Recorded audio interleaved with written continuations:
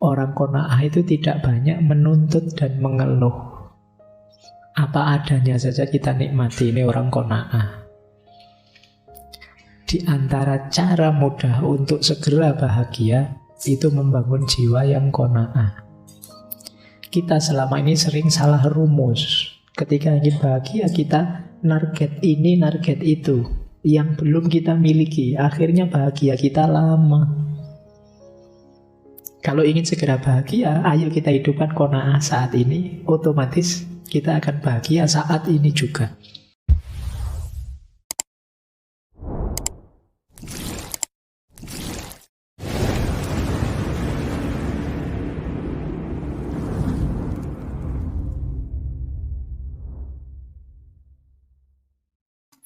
Assalamualaikum warahmatullahi wabarakatuh.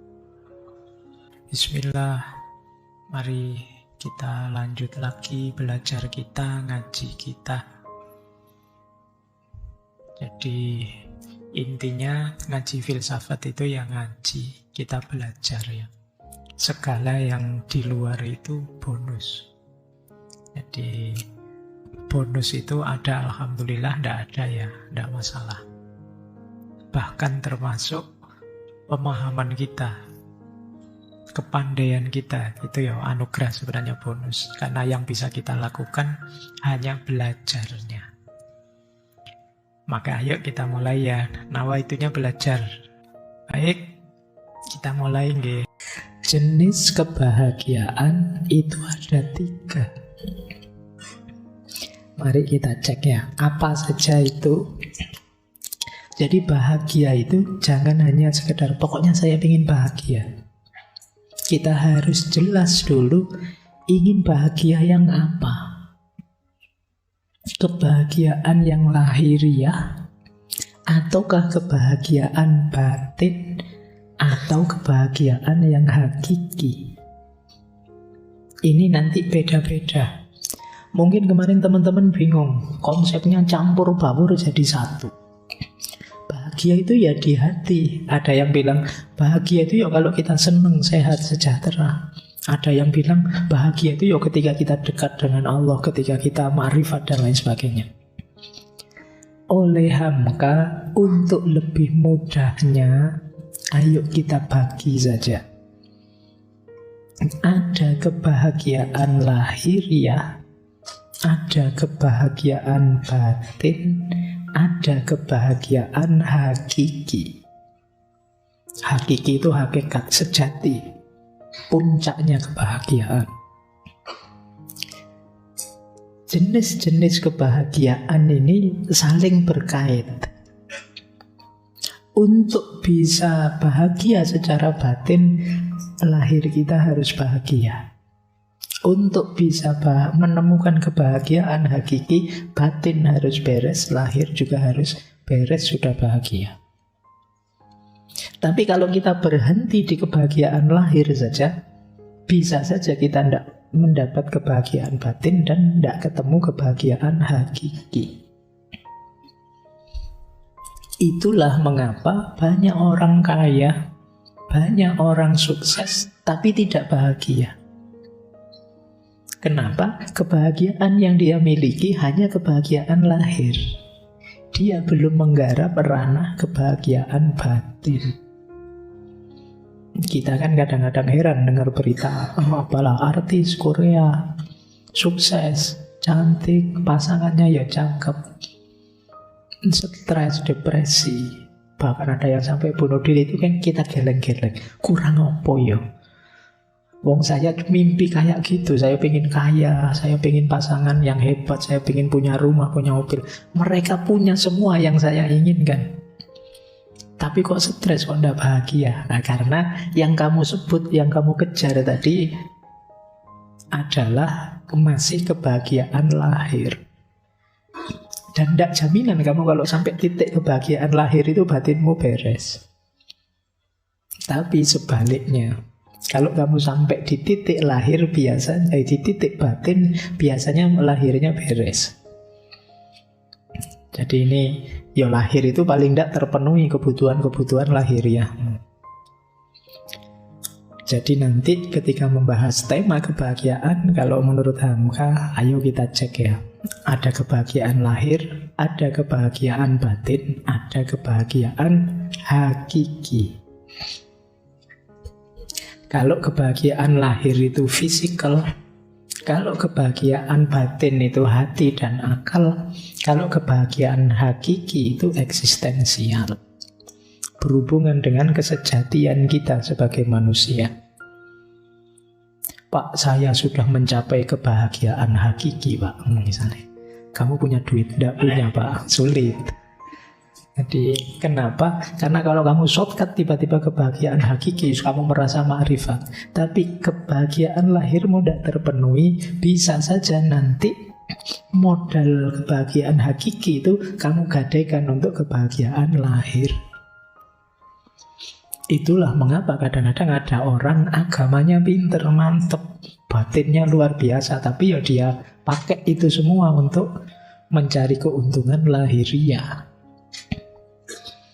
Jadi karena dia yang bawah belum beres, tiba-tiba merasa sudah atas, atau sebelumnya belum nyampe sih sebenarnya, hanya actingnya saja. Banyak orang sekarang acting. Ada yang acting jadi orang pinter, ada yang acting jadi ulama, ada yang acting, banyak orang acting. Kamu harus hati-hati hari ini. Karena sekarang fasilitasnya memungkinkan. Kamu ingin jadi apa saja, apalagi dunianya dunia media sosial, dunia digital. Kamu bisa jadi apa saja yang kalian inginkan. Kalian ingin jadi paling hebat, bisa. Kalau di dunia nyata pendiam, kalem, tapi begitu masuk dunia medsos gowanes, itu banyak yang kayak gitu. Jadi kamu bisa berubah 180 derajat. Kadang orang kaget, orangnya cuma kayak gini, tapi postingannya kan ngeri-ngeri, itu acting namanya. Nah, kebahagiaan juga begitu. Banyak orang yang acting bahagia, padahal dia bahagia bener apa enggak, hanya dia yang tahu. Baik, kita lanjutkan ya, karena masih agak panjang ini penjelasan-penjelasan beliau. Sekarang kita jelajahi jalan-jalan menuju kebahagiaan. Untuk menuju kebahagiaan, kita harus memperhatikan dua aspek. Yang pertama aspek material dalam kehidupan kita, yang kedua aspek imateri. Yang pertama apa? Aspek materialnya. Syaratnya untuk kita bahagia nanti secara paripurna tuntas adalah sehat badan dan sehat jiwa. Sehat badan yang paling awal, karena kalau fisik kita tidak sehat, jiwa kita juga tidak akan optimal. Sepinter apapun misalnya, Pak, saya itu pinter loh Pak, akal saya itu buat mikir apa saja bisa, tapi kamu ringkih, gampang sakit, waktunya enak-enak ngomong malah batuk, tidak sehat kan, tidak bisa optimal. Maka kesehatan nomor satu kalau kalian pengen bahagia. Sejak sekarang kamu rancang sendiri hidupmu biar kamu tetap sehat sampai besok. Sedahsyat apapun kamu, kalau sakit selesai sudah. Kamu sendiri yang ngatur ya hidupmu. Mungkin yang tiap hari melekan di kafe-kafe, mulai kamu manage. Hidupmu butuh istirahat, meskipun bukan berarti istirahat terus. Ya, Pak, saya ini jaga kesehatan loh Pak, saya tiap hari tidak ngapa-ngapain biar sehat, itu ya berdoa. Jadi cari rumus sehat yang positif. Ya termasuk kesehatan jiwa. Kesehatan jiwa itu berarti kamu menjaga pikiranmu, menjaga hatimu. Kalau fisik tadi jangan dimasuki misalnya oleh makanan-makanan yang tidak bergizi, makanan-makanan yang mengacaukan kesehatan. Ayo, jiwa rohani juga begitu. Akalmu jangan disuplai hal-hal yang merusak. Hatimu jangan dikotori oleh hal-hal yang membuat kita buta, membuat kita gelap. Kalau isi pikiranmu barang rusak semua, ya cara pandangmu terhadap hidup juga rusak. Kalau hatimu gelap, hatimu sakit, ya hidupmu akan nabrak-nabrak. Karena hati itu kan yang mengorientasikan diri kita. Hati jadi kunci arah perjalanan kita kemana. Kalau akal itu kan dia menguatkan, mendukung atau melemahkan. Dua-duanya penting. Kalau ingin bahagia, sehat badan dan sehat jiwa jadi kunci. Seandainya semua hal beres, hanya kesehatan badan dan jiwa saja yang tidak beres, itu namanya tidak beres juga. Jadi jangan dikira kesehatan itu sepele. Apa sehat itu kan fisik saja. Iya, tapi tanpa itu hidupmu tidak akan bermakna. Jadi jaga kesehatan. Makanya mensana, ya, dalam tubuh yang sehat terdapat jiwa yang sehat. Maksudnya dalam pengertian seperti yang saya jelaskan tadi. Meskipun ya kalau dibalik juga bisa. Dalam jiwa yang sehat akan ada badan yang sehat. Jiwa sehat itu berarti kan berpikirnya jernih, hatinya juga terang. Kalau orang berpikirnya jernih, badannya mesti sehat. Kenapa? Dia tahu apa yang membuatku sehat dan harus aku lakukan, apa yang membuatku sakit dan harus aku jauhi. Nah, kok kamu ngaku pinter tapi tidak tahu caranya hidup sehat, berarti kamu kurang pinter. Jadi orang pinter itu ya tahu cara menjaga kesehatannya. Nah, jadi ini rumus pertama kalau ingin bahagia. Sehat jiwa, sehat raga. Kalau lagu Indonesia Raya itu kan bangunlah jiwanya, bangunlah badannya. Jadi dua-duanya harus bangun, harus sehat semuanya. Dan saling mempengaruhi. Tidak bisa sehat salah satu saja. Harus dua-duanya sehat. Sakit di salah satu, alamat yang lain terpengaruh. Baik.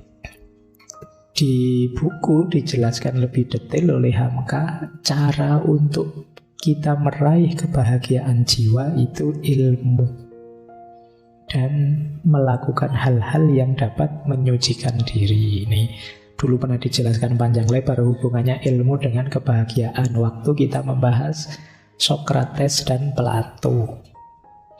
Karena ini termasuk yang diambil oleh Hamka, bahwa orang bahagia itu ya kuncinya ilmu. Kok ada orang ilmunya tinggi tapi tidak bahagia, ya berarti dia sebenarnya belum terlalu tinggi ilmunya. Kalau sudah tinggi ilmunya, dia tahu caranya bahagia. Yang kedua, ini juga menarik. Kalau ingin bahagia, harus punya teman yang baik. Circle yang cocok, sederhananya itu. Kalau temanmu ngaco semua, ya sulit kamu bahagia. Kamu bisa terseret ngaco atau bertahan mati-matian biar tidak kacau dan energimu habis di situ. Jadi pokoknya saya tidak mau Pak, saya punya teman itu Pak, hidupnya saya tidak mau ikut-ikutan dia misalnya. Iya sih, kamu bisa begitu, tapi kalau tiap hari begitu, waktumu habis untuk bertahan. Kayak orang sepak bola ya, kalau waktumu habis untuk bertahan saja ya lama-lama mesti kebobolan. Jadi kalau memang sama sekali kamu tidak bisa melawan circlemu, ya minggir dulu. Jadi kalau lingkunganmu memang tidak mendukung pertumbuhanmu, minggir saja, tidak apa-apa. Karena kamu butuh teman yang baik untuk menularkan kebaikan pada dirimu. Makanya ada syair Jawa yang dulu dari Sunan Bonang itu, obatnya hati itu wong kang soleh kumpulono. Deket-deketlah dengan orang soleh, biar ketularan soleh, biar vibrasi dan frekuensimu nyambung dalam kesolehan. Tapi kalau temanmu tidak beres semua, ya kamu ketularan juga, frekuensi vibrasi tidak beres. Jadi cari circle yang cocok untuk pertumbuhan cita-citamu. Kalau kamu pinginnya jadi pemain band, kan kamu harus deket-deket teman-teman yang senang musik. Kalau kamu pingin jadi apa, deket-deket dengan teman yang sesuai dengan apa keinginanmu tadi. Ini circle. Jadi cari teman yang baik, yang mendukung kebahagiaanmu. Jangan cari teman yang mengacaukan ritme hidupmu, apalagi yang benci kamu, apalagi yang dendam padamu, apalagi yang dengki padamu. Kamu tidak akan tenang hidupmu. Baik, jadi ini yang pertama ya. Untuk bahagia, sehat jiwa raga, teman baik. Nanti kamu cari dalam hidupmu masing-masing mana yang sudah saya miliki dan mana yang belum. Kalau belum, hadirkanlah. Akan jadi syarat kebahagiaanmu. Yang ketiga, kalau ingin bahagia harus mau berpikir. Ini kelihatannya simple. Loh kan otomatis, Pak. Apa ada orang yang tidak mikir? Menurutmu kan begitu, tapi sebenarnya banyak. Ya, banyak orang yang tidak mau mikir. Bahkan yang muda-muda ini banyak loh. Kadang kalau saya tanya, gimana mas rencanamu ke masa depan? Alah Pak, saya mengalir saja. Loh iya kan? Nah, itu kan alamat kamu tidak mau mikir mesti tentang hidupmu. Kamu tidak sungguh-sungguh merenungi hidupmu, menemukan titik-titik kebijaksanaan, mencari titik-titik keputusan yang penting yang membuatmu jadi lebih baik. Syaratnya tetap mau berpikir. Hari ini kan hidup ini rasanya diombang-ambingkan dari satu viral ke viral yang lain. Kamu tidak pernah berpikir, apa ya saya harus mengikuti viral itu, apa ya saya harus update yang seperti itu. Kan kamu tidak pernah mikir begitu. Jadi ini seolah-olah biasa, Pak, orang hidup mesti mikir. Tapi sebenarnya banyak orang yang, kalau bahasa saya, autopilot saja hidupnya. Autopilot itu kan rutin, wis koyo ngono, terus diulang-ulang tiap hari. Makanya kadang-kadang kalian kaget, loh sudah Rebu lagi ya Pak, cepet ya. Lah ya kalian memang hidupmu tidak pernah direnungi, ya berjalan begitu saja. Tidak berpikir, ya sulit kamu sampai di titik bahagia. Karena kamu terombang-ambing terus kesana kemari oleh aliran hidupmu. Syaratnya orang bahagia berpikir. Kata Hamka, dengan berpikir kita ketemu kebijaksanaan. Kebijaksanaan itu kan rumus hidup yang tidak hanya benar tapi juga tepat. Hidup yang tidak hanya benar tapi benar, kata orang Jawa. Itu kebijaksanaan. Tidak sekedar punya koleksi ilmu tapi juga tahu bagaimana mengaplikasikannya sesuai ruang dan waktu yang tepat. Untuk sampai di titik-titik semacam ini, mau tidak mau kita harus berpikir. Itu kalau ditarik-tarik lebih jauh, berarti kamu harus belajar cara berpikir yang benar. Dan disiplin yang mengajari kita cara berpikir yang benar itu logika, ilmu mantek, adanya di filsafat. Sayangnya kadang-kadang filsafat kamu anggap haram. Sudah males mikir, filsafatnya haram, ya selesai. Jadi kamu kehilangan modal besar yang diberikan oleh Allah padamu, keistimewaan puncak kebanggaan manusia, yaitu natik, berpikir. Oke, terus selain berpikir kita juga bekerja. Nah ya, atau boleh berkiprah, boleh berkarya sama. Yang berhubungan dengan nilai diri dan kemanfaatan diri kita. Itu akan jadi sumber kebahagiaan.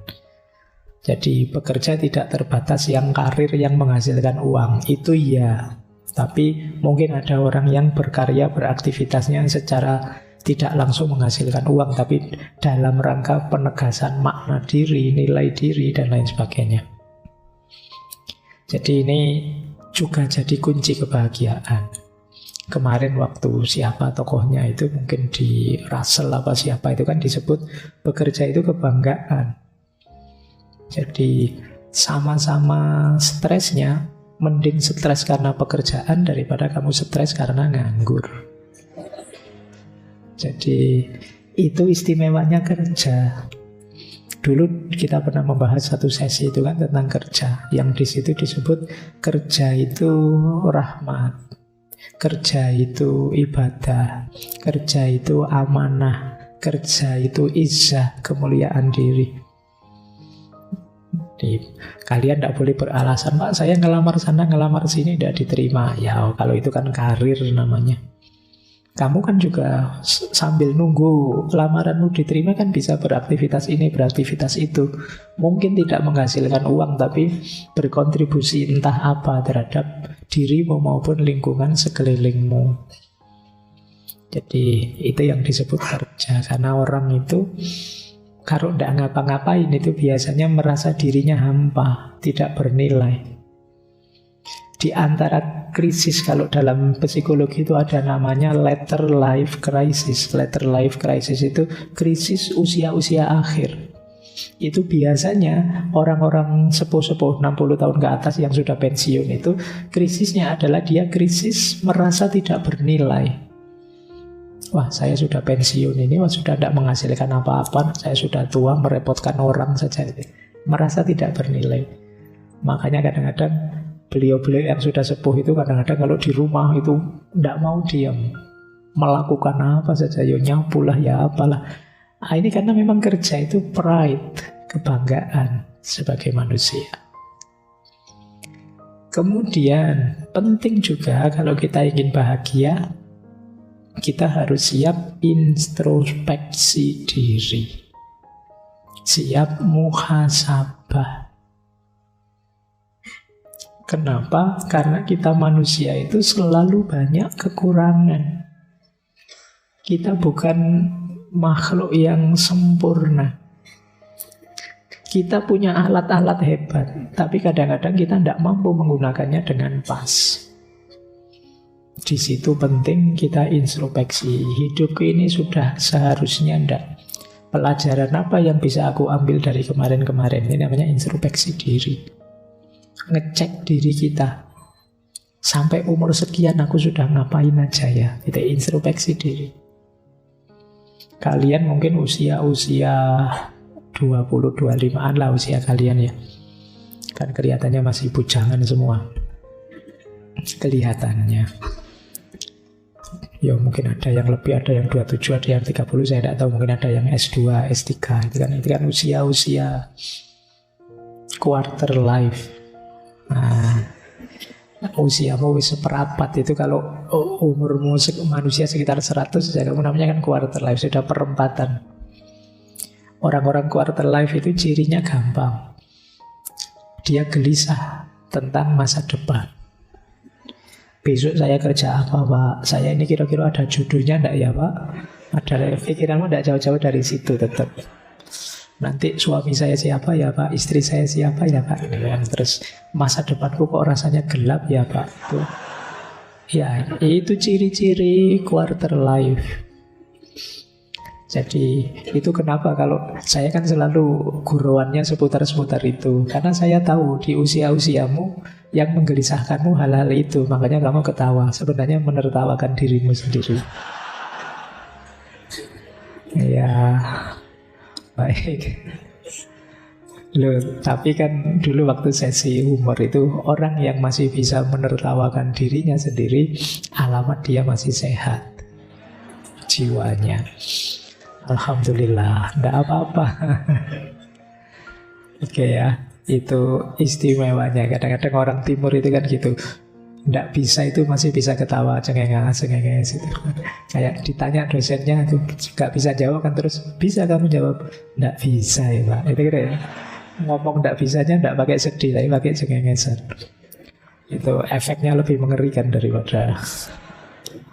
Baik, introspeksi ya. Yuk kita cek diri kita. Kita baca, kita muhasabai, kurang apa? Kira-kira yang lebih mungkin saya itu meningkat di bagian mana? Karena di antara penyesalan hidup adalah ketika kita sadar kemarin-kemarin saya belum memberikan versi terbaik diriku dalam hidup. Coba kemarin saya begini, coba kemarin saya begitu. Itu biasanya penyesalan hari ini. Kenapa ada logika coba-coba tadi? Karena kemarin saya belum melakukan yang terbaik. Kalau sudah melakukan yang terbaik, semampu kita. Meskipun hasilnya tidak memuaskan, ya kita bisa legowo. Ya nilai saya jelek, tidak apa-apa. Ya mungkin memang segitu kemampuan saya sudah maksimal. Tapi ketika kita tidak maksimal, tidak memberikan yang terbaik, begitu nilai saya jelek, kita kan kecewa. Coba kemarin saya agak serius sedikit ya, coba kemarin saya agak mempeng sedikit belajarnya. Di titik ini ayo introspeksi. Jangan jatuh 2 kali di titik yang sama. Baik, ini yang kedua. Jadi berpikir, bekerja, introspeksi diri. Yang ketiga,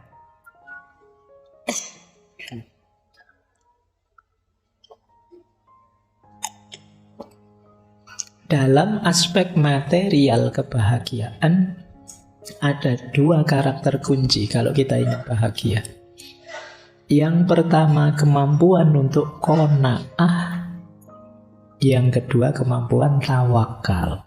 Jadi tadi kan sudah ada 5, sekarang tambah 2. Qanaah dan tawakal. Qanaah itu kemampuan kita untuk mencukupkan diri dengan apa yang kita punya. Jadi qanaah bukan berarti anti dunia. Qanaah itu sikap batin kita yang punya apa saja kita merasa cukup. Jadi punyanya hanya motor 1, oh iya Pak, cukup Pak motor 1 itu, saya kan mobilitasnya paling kemana, itu namanya orang qanaah. Kuliah ternyata nilai saya kebanyakan B Pak, tapi tidak apa-apa, cukup itu Pak B, saya penting lulus. Ini namanya qanaah. Ini contoh saja ya. Jadi maksudnya apa? Qanaah itu kalau menurut Hamka, orang qanaah itu orang yang mencukupkan sesuatu yang dia butuhkan. Jadi mencukupkan diri dengan hal yang diperlukan oleh dirinya. Bukan berarti tidak bekerja. Ya bekerja. Tapi hasilnya apapun dan berapapun akan saya anggap cukup untuk hidupku. Ini namanya orang qanaah. Orang qanaah itu tidak banyak menuntut dan mengeluh. Apa adanya saja kita nikmati, ini orang qanaah. Di antara cara mudah untuk segera bahagia, itu membangun jiwa yang qanaah. Kita selama ini sering salah rumus. Ketika ingin bahagia, kita target ini, target itu, yang belum kita miliki. Akhirnya bahagia kita lama. Kalau ingin segera bahagia, ayo kita hidupkan qanaah saat ini. Otomatis kita akan bahagia saat ini juga. Kita akan alhamdulillah, ya Allah, alhamdulillah kebutuhan saya terpenuhi. Yang kedua, tawakal. Tawakal itu satu sikap batin yang kita hidupkan setelah ikhtiar kita jalankan. Itu tawakal. Saya sudah berusaha maksimal Pak, semampu saya. Apapun hasilnya saya pasrahkan pada Allah. Itu tawakal namanya. Saya sudah ke dokter Pak, sudah minum obat Pak, tapi masih batuk.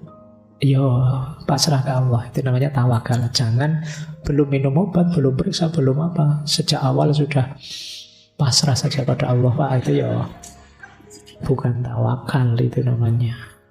Jadi tawakal itu kita lahirkan setelah ikhtiar maksimal dijalankan. Ini akan meminimalisir rasa kecewa, rasa tidak puas terhadap hasil dari yang kita lakukan. Jadi 2 rumus ini, qanaah dan tawakal, bisa membuat kita segera bahagia. Tidak harus menunggu nanti, besok, tidak harus tergantung ini, tergantung itu. Baik, meskipun qanaah dan tawakal ini lebih mudah diceramahkan daripada dijalankan. Karena tidak gampang kamu membentuk jiwa qanaah itu, apalagi yang muda-muda, cita-citanya masih panjang, keinginannya masih macam-macam. Tapi boleh pelan-pelan kamu latih sejak sekarang, karena akan jadi senjata yang kuat ketika hidupmu dalam kesulitan, keterpurukan, dan lain sejenisnya. Latihan qanaah dan tawakal. Baik, jadi itu tadi sisi-sisi materialnya. untuk bahagia. Selanjutnya, Hamka menjelaskan sisi batinnya, sisi imateri dari kebahagiaan. Ada 4. Ini menarik ya. 4 ini mungkin teman-teman menganggapnya jauh berhubungan dengan kebahagiaan, tapi ini dekat, kata Hamka. Jadi apa sih kondisi batin yang penting agar kita bahagia? Yang pertama, i'tiqad. Yang kedua, yakin. Yang ketiga, iman. Yang keempat, din. Ini sikap-sikap batin unggulan untuk orang bisa bahagia. Yang pertama, i'tiqad. Orang kalau ingin bahagia, dia harus kuat prinsip. Tidak mudah terpengaruh, tidak gampang diombang-ambingkan. Ini namanya i'tiqad, keyakinan yang kuat terhadap sesuatu. Itu i'tiqad. Nah, setelah i'tiqad ada yakin. Ini lebih dalam. Yakin ini lebih dalam daripada i'tiqad. I'tiqad itu sekedar percaya dan mantap. Tapi kalau yakin, ini tahu alasannya, ngerti dalilnya, itu yakin. Jadi yang pertama kuat pendirian, yang kedua kuat pendirian dan tahu alasannya. Kenapa saya harus ini? Iya Pak, karena ada dalil begini. Kenapa saya harus begitu? Yo, argumennya ini. Ini namanya orang yakin. Nanti mungkin teman-teman ingat ya, jenisnya yakin itu kan ada 3. Dalam epistemologi Islam disinggung juga oleh Hamka. Ada ilmul yakin, ada ainul yakin, ada hakul yakin. Ilmul yakin itu ketika saya berangkat ke sini, saya tahu nanti teman-teman takmir akan membeli saya minum 2 gelas. Itu ilmul yakin namanya. Ainul yakin itu saya lihat sendiri. Loh, ini loh ada 2 gelas. Hakul yakin itu gelasnya saya ambil terus saya minum.